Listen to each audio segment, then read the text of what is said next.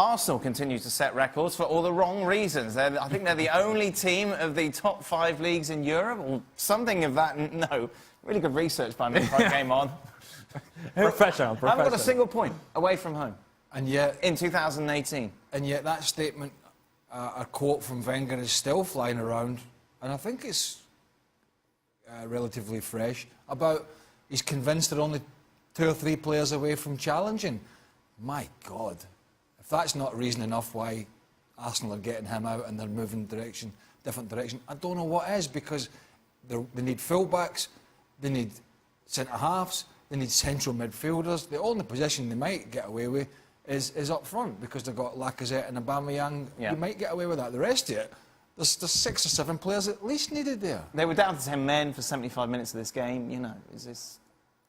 Listen, the one thing we've known for a long time about this Arsenal squad and team is they've got no backbone.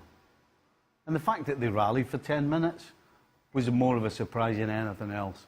Whoever comes in is going to have to start again, because there are very few of these players that would get anywhere near any of the decent teams. Not just in England, but anywhere else. But by the way, the good feelings about Arsene Wenger and the celebration and Arsene, that didn't last long. That's it. It's all gone. And this is why.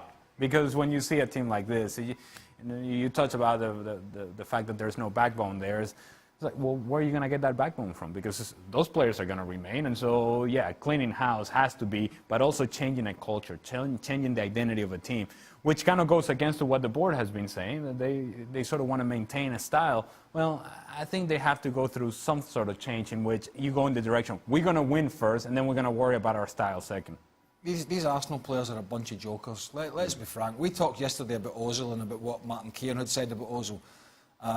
350,000 a week or whatever it is, right? They've paid it, or, you know, and that's the kind of player you get in there. Now, you can argue about a different structure around. He could be a better player, absolutely.